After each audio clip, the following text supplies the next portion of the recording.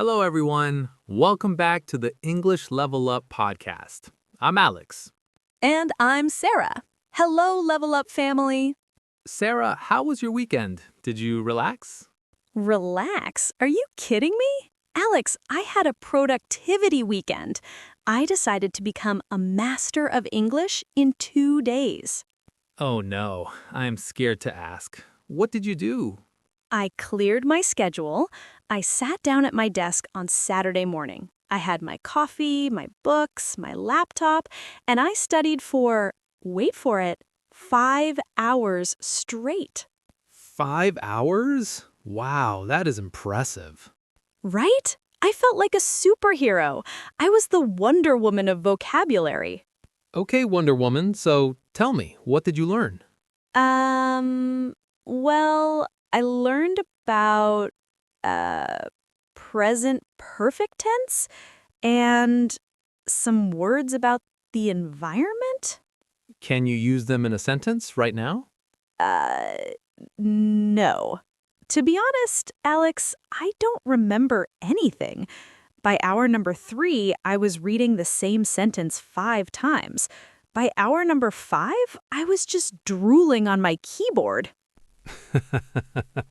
Sarah, you fell into the classic trap. We call this the weekend warrior trap. Weekend warrior? Sounds cool, but I feel like a defeated warrior. It happens to everyone. We think, I am busy Monday to Friday, so I will do all my studying on Sunday. We think English is like a bank account. We can deposit 5 hours at once. It's not like a bank account? No, your brain is not a bank. Your brain is a garden. Can you water a plant with 100 liters of water in one day and then 0 water for a month? No, the plant would die or drown. Exactly. You drowned your brain on Saturday, Sarah. That is why you feel tired and remember nothing. So I wasted my weekend? Not wasted, but it wasn't efficient. Today, we are going to talk about a better way, a way that is easier, faster, and much more effective. It is called short sessions.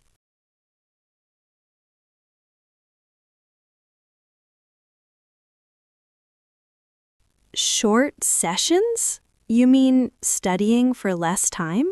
Yes, much less time, but doing it smarter. But Alex, if I only study for 15 minutes, is that enough? My teacher in high school said I must study for at least 1 hour. Let's talk about science. There's something called the focus curve. Sarah, imagine a graph. Okay, I am imagining a graph. When you start studying, your focus goes up. You are fresh, you are interested. This lasts for about 15 to 20 minutes. This is the golden zone. The golden zone. I like that name.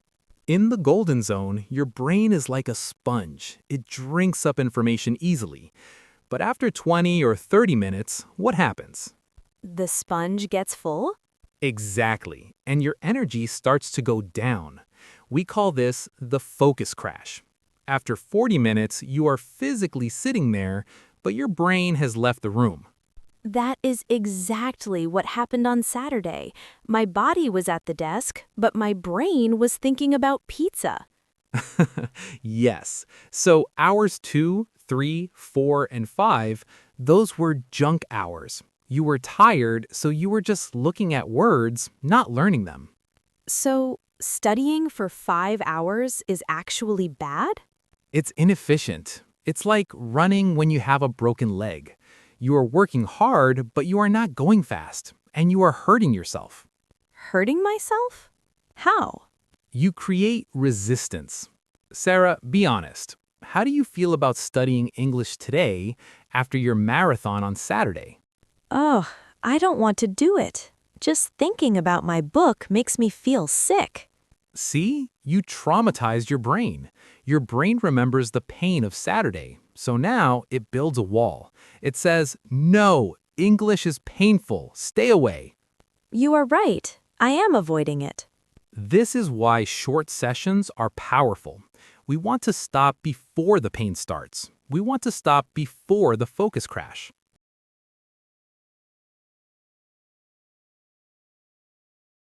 Okay, I understand the problem. So what is the solution? How short is short? I recommend 15 to 25 minutes. That's it.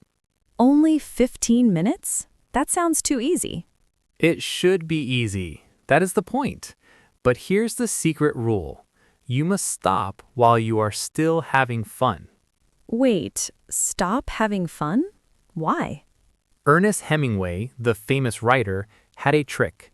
He always stopped writing when he knew what was coming next. He stopped when he was excited. That's weird. Why didn't he finish? Because he wanted to make it easy to start again tomorrow. If you stop when you are tired and bored, your last memory of English is boring, tired. If you stop when you are interested and happy, your last memory is fun, interesting.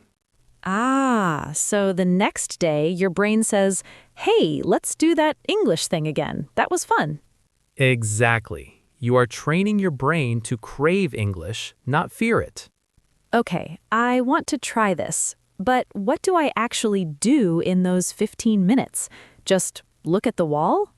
No, because the time is short, you must be hyper-focused. No phone, no Facebook, no multitasking. You pick one thing. Just one. Like what? Option A. Listen to one podcast episode, like this one, and read the transcript. Option B. Write 5 sentences about your day. Option C. Read 2 pages of a story. Just one thing? I usually try to do grammar and listening and vocabulary all at once. That is multitasking madness. It kills your focus. In a short session, we do single tasking, deep work.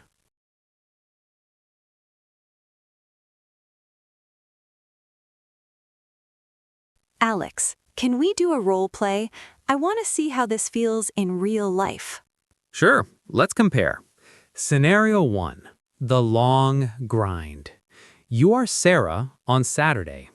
Okay, page 45. The past perfect continuous is used to describe an action that started in the past and... Oh my God, look at the time. Only 2 hours? I have 3 more hours to go. My back hurts. I am so hungry. Why am I doing this? She had been waiting. Who cares? I hate her. I hate waiting. I hate English. Stop. That was depressing. I felt your pain. I felt it too. Now, scenario 2. The short sprint. You are smart, Sarah. Okay, 8 a.m. Time for my English sprint. I have 15 minutes before I go to work. I'm going to watch that interview with Taylor Swift. Cool video. Oh, she said shake it off. What does that mean? Let me write that down. Shake it off equals ignore the haters. Nice. Oh, look at the time. 15 minutes is up. Aw, I want to watch more. She was just talking about her cat. Well, rules are rules. I have to stop. I will watch the cat part tomorrow. Bye, English. Cut. Wow, the energy was totally different. Yeah, in the second one, I felt hungry for more. I was actually sad to stop. That is the magic feeling. Sad to stop. That means your brain is engaged. That means you will definitely come back tomorrow.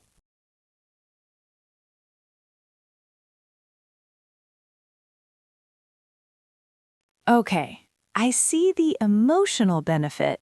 But Alex, let's talk about math. If I study 5 hours on Saturday, that is 300 minutes.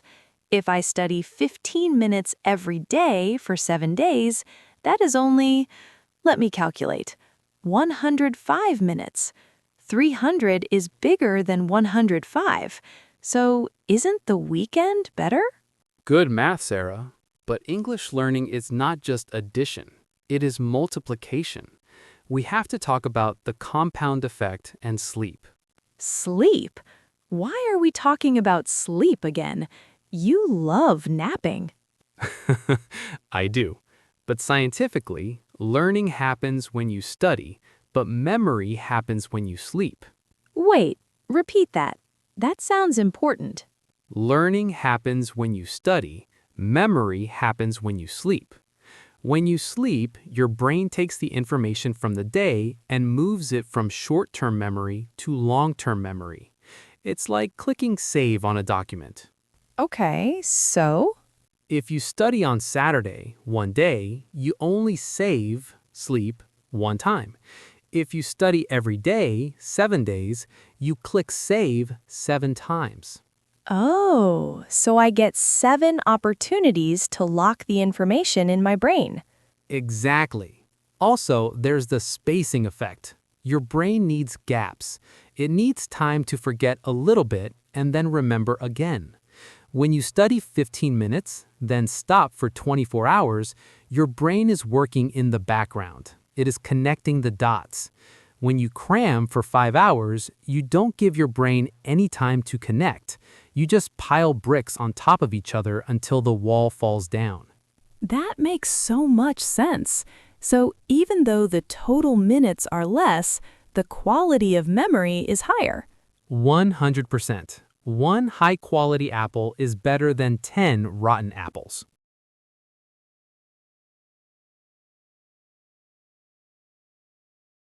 Okay, Alex, you convinced me. I am quitting the Weekend Warrior Club.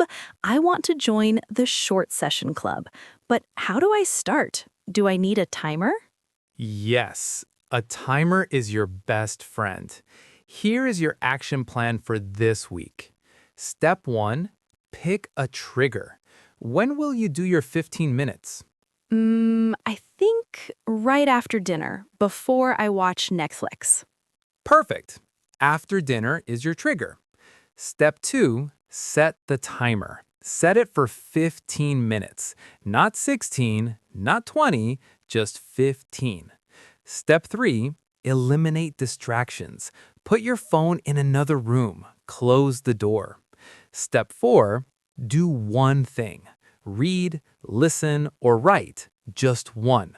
Step 5, the most important step, when the timer rings, stop. Even if I'm in the middle of a sentence? Even if you are in the middle of a word, stop. Close the book, stand up, say, "Good job, Sarah," and walk away. That is going to be so hard. I will want to finish the sentence. Fight that urge. That unfinished feeling is what brings you back tomorrow. It creates a cliffhanger in your life. You know how TV shows always end at the most exciting part? Yes, and I always have to watch the next episode. Be the director of your own TV show.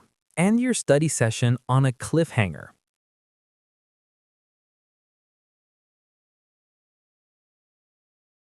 I have a question from a listener in my head.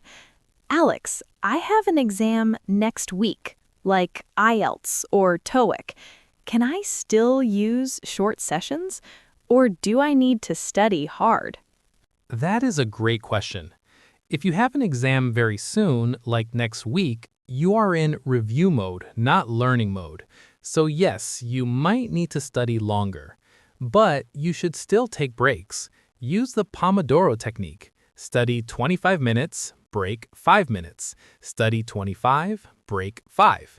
Never sit for 3 hours straight. Your brain will shut down. So breaks are essential, even for exam students. Yes, but for most of our listeners who are learning English for life, for work, for travel, short sessions are the only way to survive long term. Learning a language is a marathon, not a sprint. You cannot sprint a marathon. You will collapse. You just need to walk every day. Walk every day.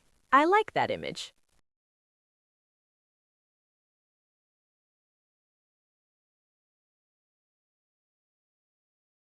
So, Sarah, let's recap today's lesson. What did we learn? 1. Don't be a weekend warrior. 5 hours on Sunday is painful and inefficient. 2. Respect the focus curve. After 20 minutes, our brain gets tired. Short sessions, 15 to 20 minutes, keep us in the golden zone. 3. Stop while it's fun. Leave the party while the music is still good. This makes you want to come back. 4. Frequency greater than duration.